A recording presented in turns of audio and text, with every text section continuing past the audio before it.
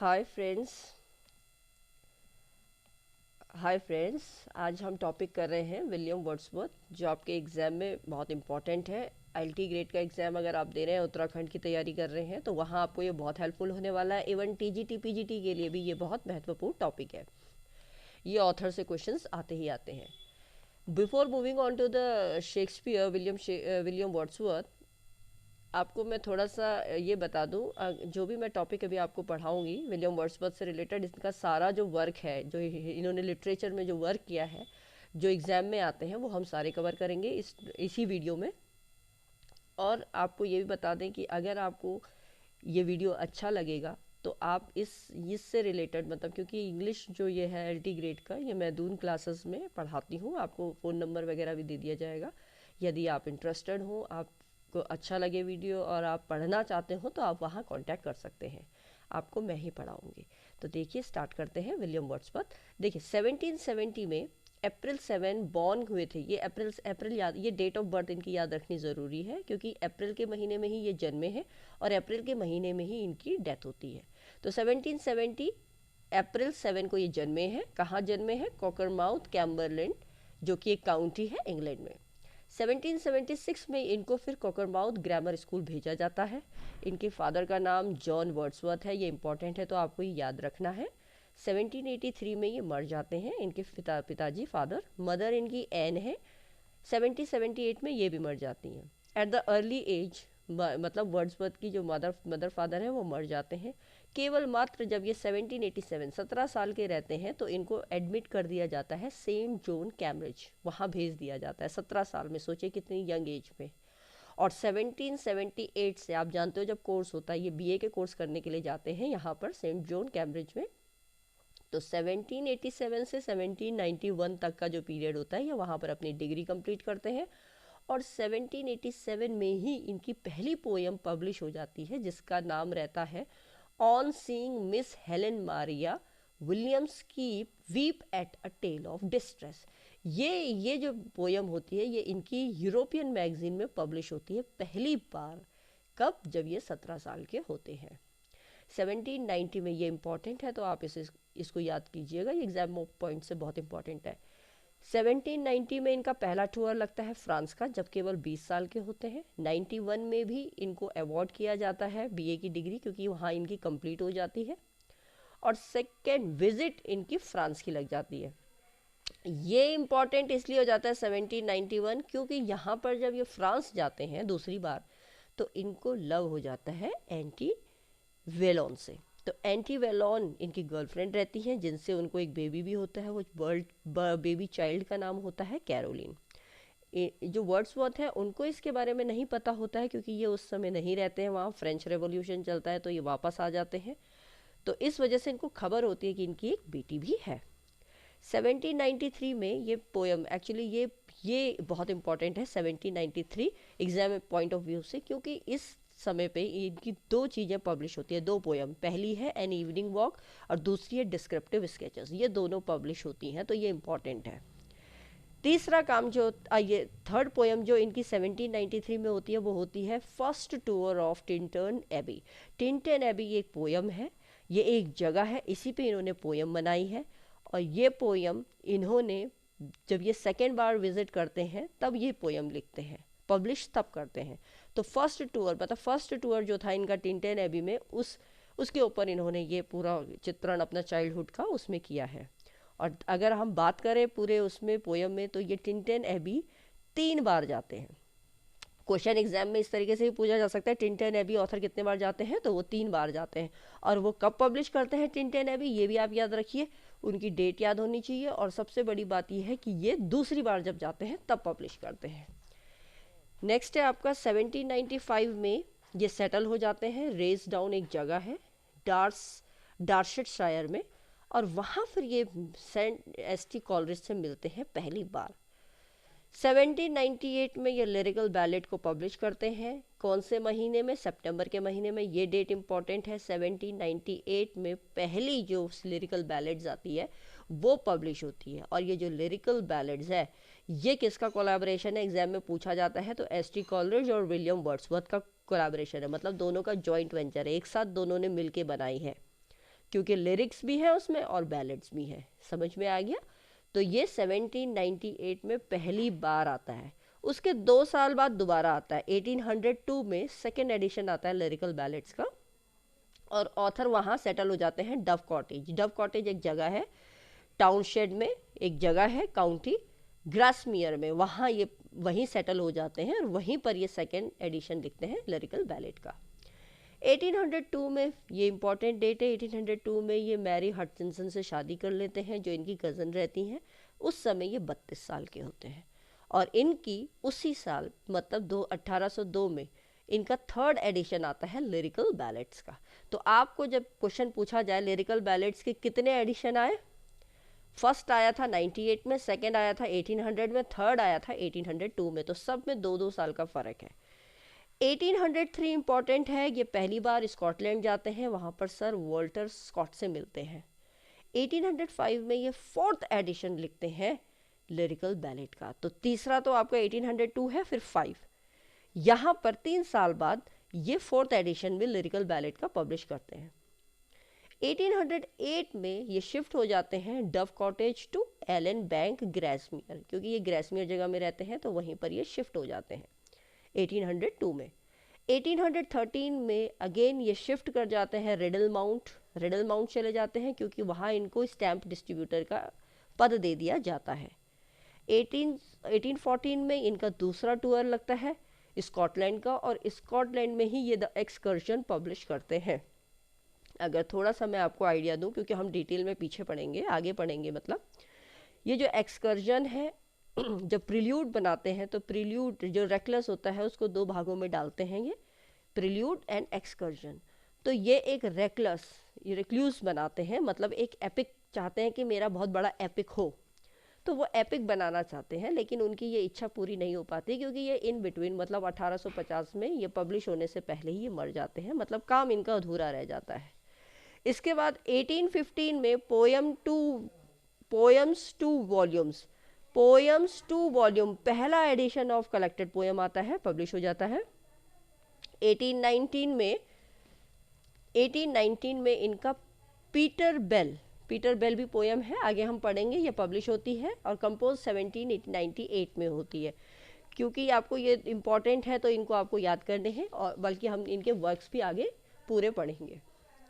Next है आपका the wagons, WAGGONS, the wagons compose करते हैं 1805 में, ये पब्लिश कर देते हैं उसको, तो इसको ये पब्लिश कर देते हैं।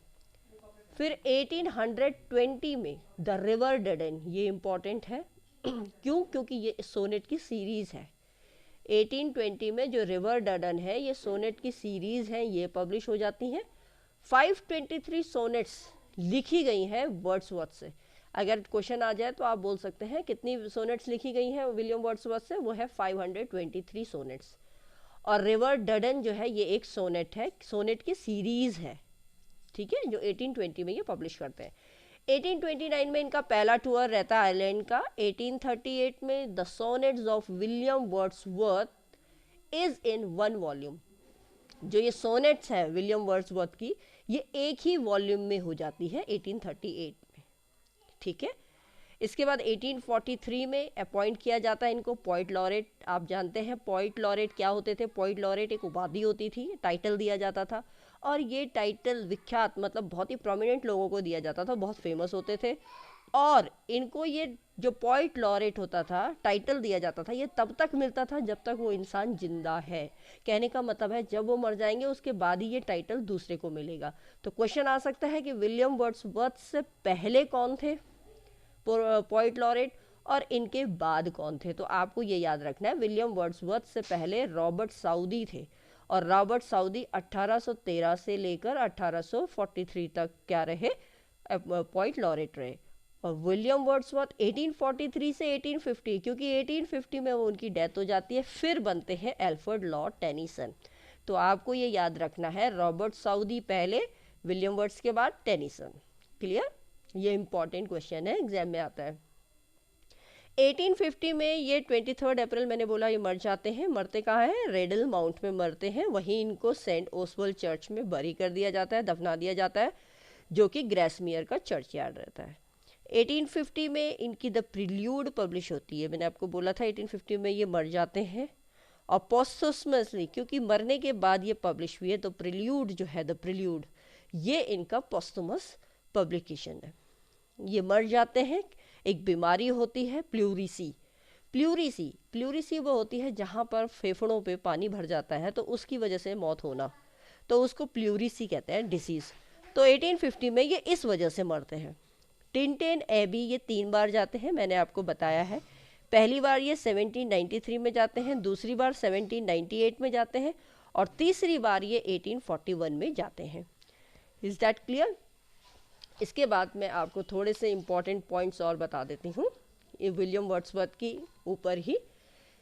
इनका जो अफेयर, ये मैंने आपको बता दिया, इनके अर्ली पोएम्स जो हैं, डिस्क्रिप्टिव स्केचेस, इवनिंग, ये मैंने आगे बता दिया है, 1793 में है। मैं इसके बाद आपको ये बता दूं कि 1790, क्योंकि हमने ये वाला, ये इम्पॉर्टेंट है, द अफेयर विथ एनिट, जो एनिट इनकी गर्लफ्रेंड रहती है वेलर्ड, उनसे इंस्पायर होकर ये पोएम लिखते हैं, और उस पोएम का नाम होता है वेड्राकॉर एंड जूलिया। ये इंपॉर्टेंट है, वेड्राकॉर एंड जूलिया किसकी इंस्पिरेशन से बनी है? Girlfriend. Is that clear? Anti. In 1797 William Wordsworth और डोरोथी, ये दोनों के दोनों कहाँ जाते हैं? डोरोथी उनकी बहन रहती है, ये जाते हैं टू एल फॉक्सडन हाउस इन सोमरेस्ट। 1797 में ये कंप्लीट कर लेते हैं अपनी प्ले, और इनका एक ही प्ले है, मैं आगे भी डिस्कस करूंगी, एक ही ड्रामा है इन्होंने जो लिखा है, वो है द बॉर्डर्स। ये इन्होंने वर्स फॉर्म में लिखा है। ये क्वेश्चन इस तरीके से ही आता है, the border is written is in which of the following forms. तो वर्स फॉर्म आएगा, तो that will be your answer, poetic way में। वर्स का मतलब होता है पोएटिक वे में किसी चीज को लिखना।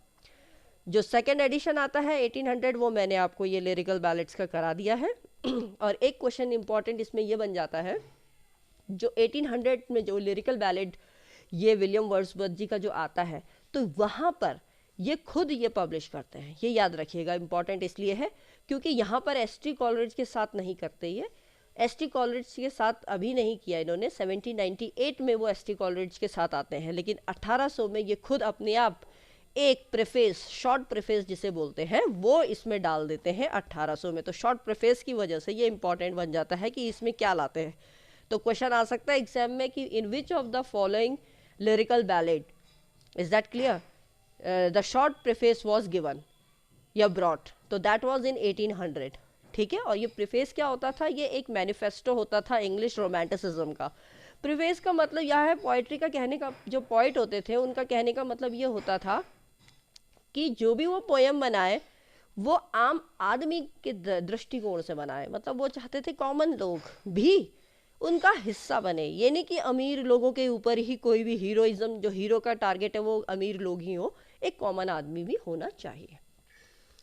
पहली पोयम इनकी जो है, ये इंपॉर्टेंट क्वेश्चन है क्योंकि पहली और आखिरी पोयम पूछी जाती है। तो पहली पोयम है the Rime of the Ancient Mariner, और लास्ट पोयम है वर्ड्सवर्थ की lines written a few miles about the Tintern Abbey. Tintern Abbey के 3 फीचर्स होते हैं।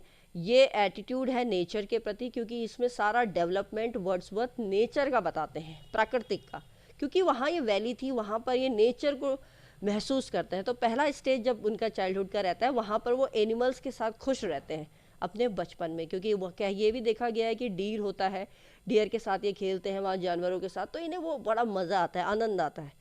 सेकेंड स्टेज जब आती है इनकी, तो ये एडोलसेंट मतलब टीनेजर में आते हैं।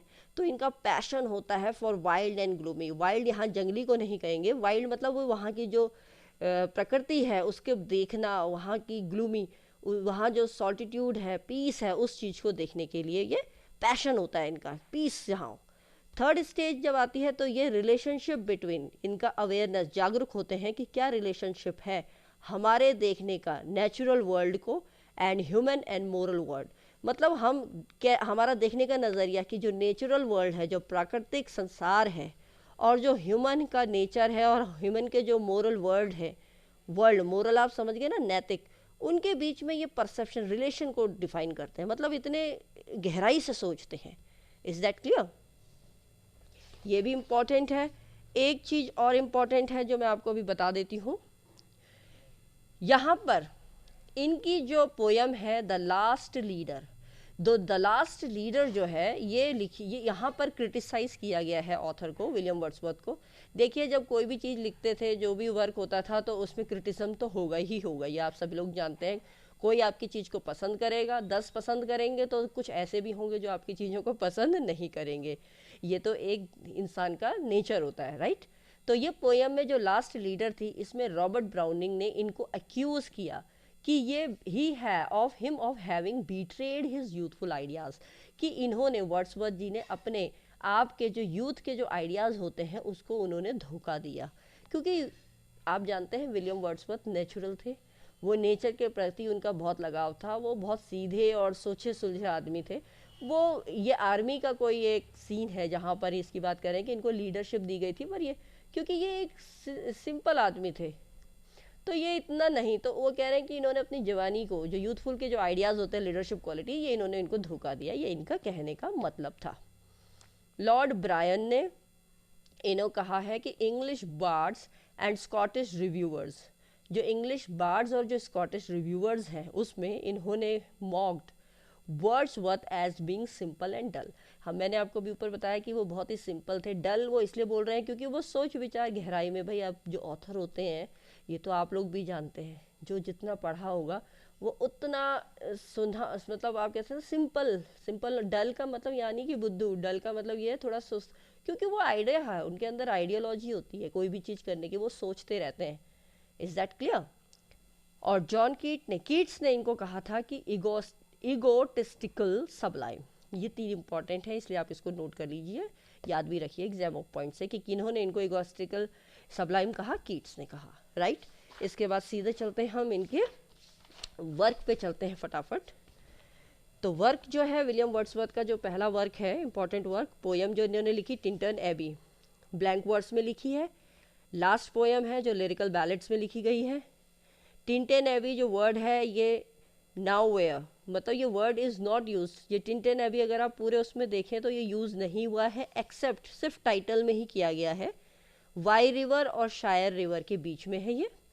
फेमस था एक मठ, मतलब ये जगह कहाँ पर है, ये मैं आपको हिंदी में भी लिखा है कि वाई रिवर और शायर रिवर के बीच में एक मठ था, वहीं पर ये टिंटन एबी था।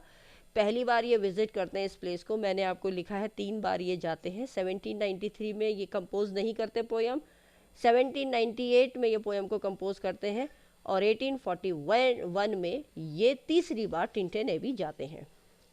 पोयम कंपोज हुई थी 1798 में, जब इन्होंने लिरिकल बैलेड भी कंपोज किया था। क्लियर है। पोयम टेल्स, ये बताती है कि किस तरीके से नेचर ने उनको इन्फ्लुएंस किया। क्वेश्चन आता है फुल टाइटल क्या है टिंटन एबी का, तो वो है lines composed a few miles above Tintern Abbey on revisiting the bank of Wye river है ड्यूरिंग अ टूर जुलाई 1379। इसके बाद इसमें जो इन्होंने दूसरी जो पोयम लिखी है वो है आपकी इमॉर्टलिटी ओड। फुल टाइटल है odd on intimations of immortality from recollections of early childhood.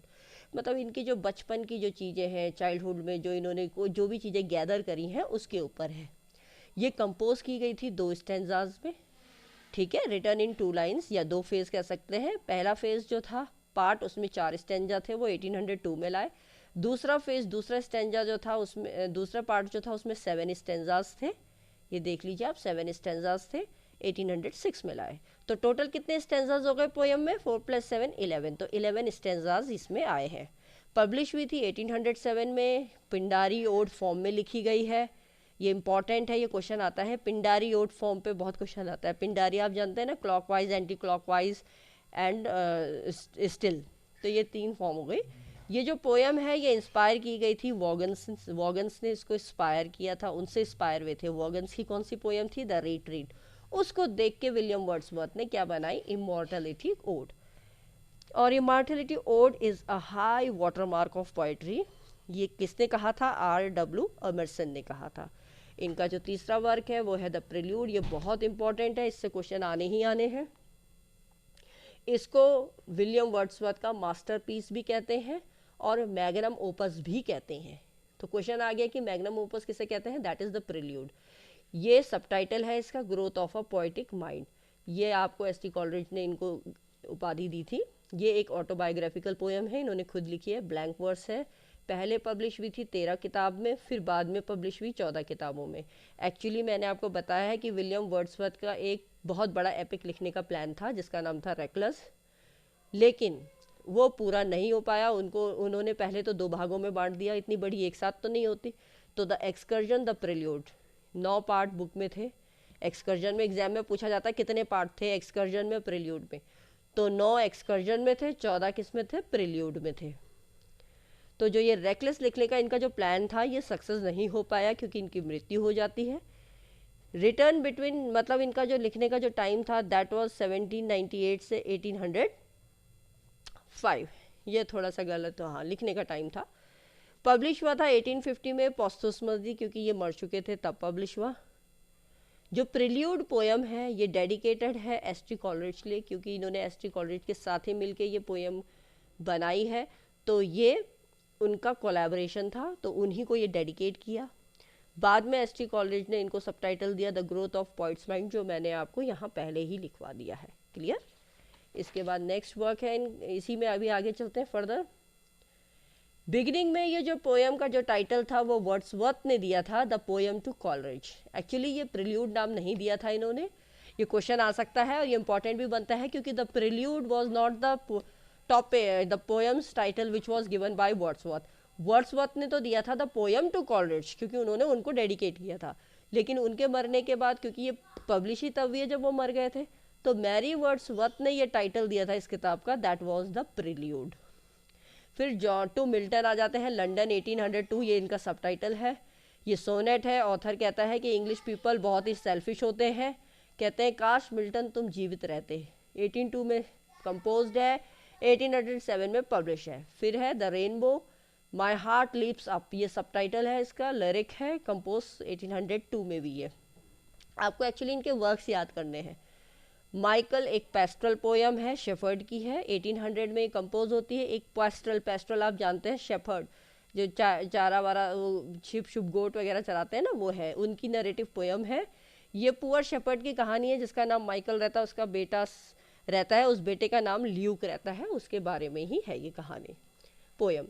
फिर आती है आपकी फ्रेंच रेवोल्यूशन, ये 1804 में कंपोज हुई थी, पब्लिश हुई थी 1809 में, और जो मैगजीन का नाम था वो था द फ्रेंड के नाम पे मैगजीन में ये कंपोज की गई थी, फ्रेंच रेवोल्यूशन। इसका कहते हैं ए पार्ट ऑफ प्रिल्यूड, प्रिल्यूड का कुछ पार्ट भी इस बुक में 11th चैप्टर में, मतलब ये इंक्लूड है। ओड टू ड्यूटी, ये कंपोज हुई थी 1805 में, पब्लिश 1807 में। Poet calls duty, poet is क्या बताता है, duty, stern daughter of voice of God, ये इन्होंने इसको ओड टू ड्यूटी में बताया है।